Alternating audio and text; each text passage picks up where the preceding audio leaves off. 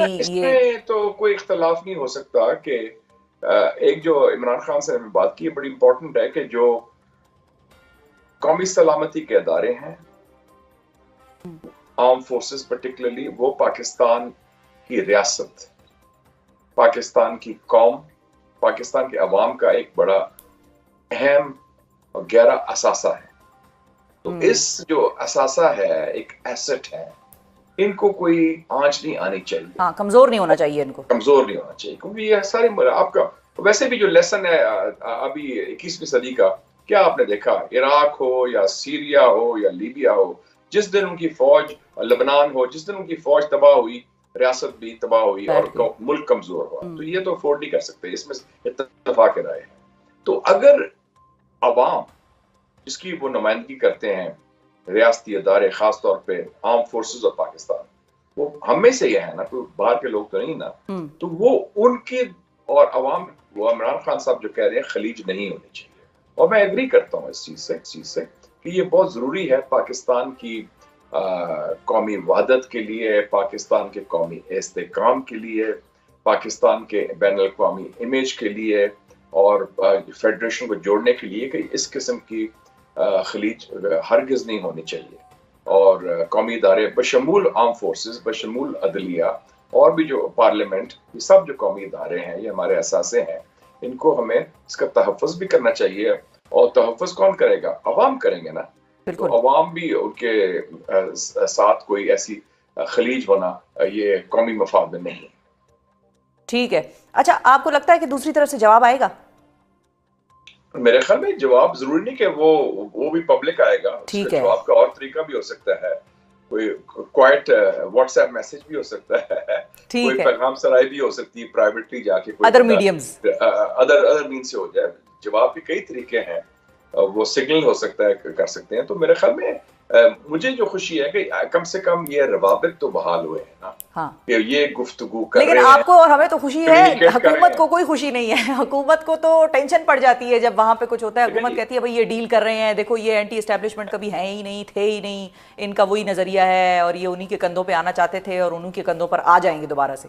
ठीक है जी, वो तो अपनी सियासी बयानबाजी अपनी जगह। मैं तो हुकूमत का मेरा इशू नहीं है या किसी पार्टी का, मेरा इशू है पाकिस्तान और पाकिस्तान का इस्तेहकाम, और जो पाकिस्तान के मफाद में है मैं वो बात करूंगा एज अ पाकिस्तानी।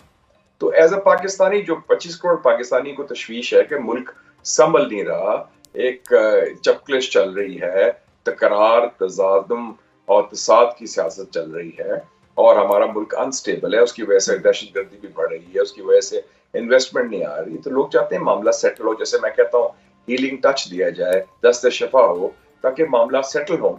और सेटल होने में कलीदी किरदार जो है वो है कि कैदी नंबर 804 और गेट नंबर 4 के दरमियान जो फासले हैं वो कम हो, और उनकी आपस में गुफ्तगू शुनीद भी हो और उनकी मफाहमत भी हो। 4 का बड़ा जबरदस्त लाका साहब का आपने मिलाया है।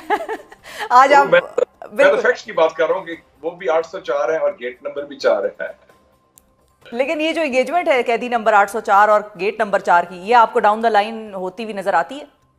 मेरे ख्याल में जहां तक मेरा मुतालिया जोग्राफिया का, तो ये कोई फासला बहुत दूर नहीं है। 804 जो है वडियाला में है और गेट नंबर 4 रावलपिंडी में है, तो it's not a big distance to cover. ठीक है, तो डाउन द लाइन आपको ये होता हुआ नजर आता है। अच्छा, अब ये बताइए, मेरा ख्याल में 2025 में इंशाल्लाह ये हो जाएगा। ठीक है। अच्छा, एक और चीज़ भी मैं समझना चाह रही हूँ, जाहिर है आपने भी सियासत की है और आपने बड़े करीब से ये सारी हिस्ट्री भी देखी है, और जो तब्दीलियाँ पाकिस्तान में मुख्तलिफ अदवार में रूनुमा होती रही वो भी आपने बड़ी स्टडी की, देखी। कैदी नंबर 804 जेल में क्यों है, डिस्पाइट द फैक्ट कि उनको मुख्तलिफ टाइम पे डील्स या कोई ऑफर्स होती रही कि आप बनीगाला आ जाएं, आप चलें हम आपकी ये बात कर लेते हैं, आप ये ना करें तो आप आ जाएं, मुल्क से बाहर चले जाएं, मुतअद्दिद उनको ऑफर्स हुई।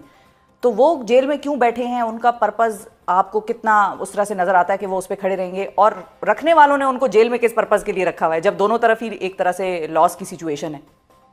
लेकिन जी पाकिस्तान में एक रिवॉल्विंग डोर होता है, और ये एक तस्लीम शुदा बात है कि जब आप पावर में होते हैं उसके बाद आप प्रिजन में होते हैं, और प्रिजन के बाद फिर आप पावर में होते हैं।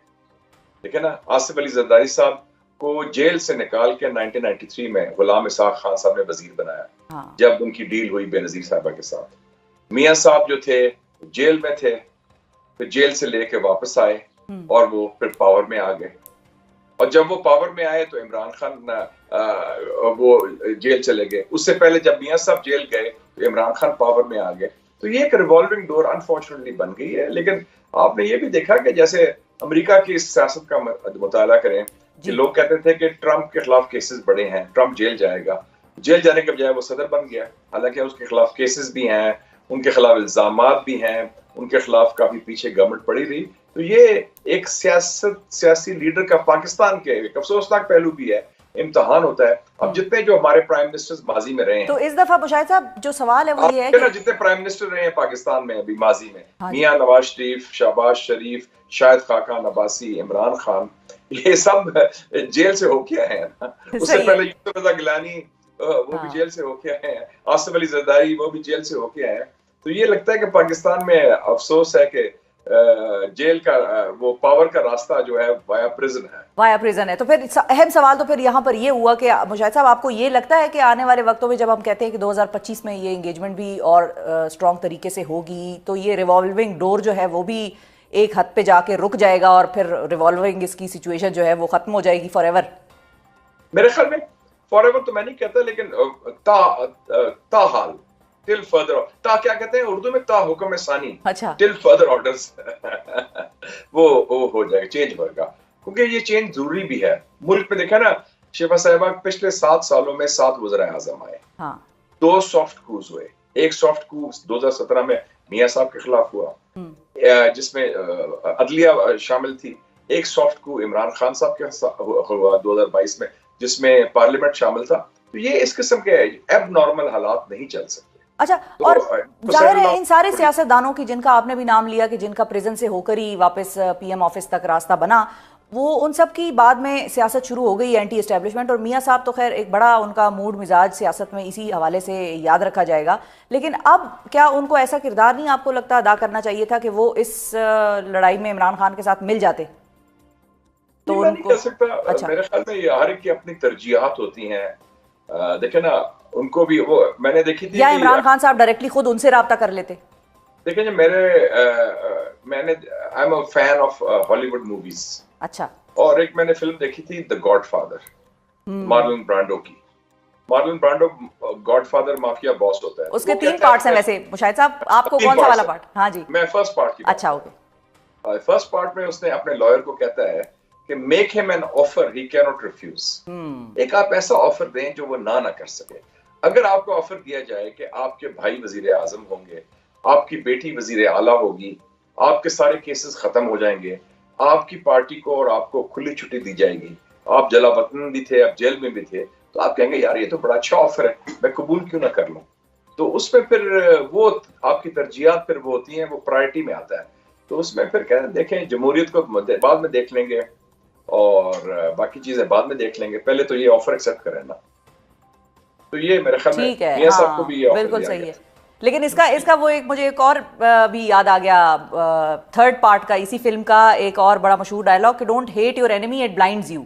تو یہ خان صاحب کے بارے میں بھی کہا جا سکتا ہے اور بڑے میاں صاحب کے بارے میں بھی کہا جا سکتا ہے کہ دونوں نے ایک دوسرے سے اتنی نفرت کی کہ وہ دونوں کو وہ چیز نہیں نظر آئی کہ دونوں مل کر کیا اچیو کر سکتے تھے.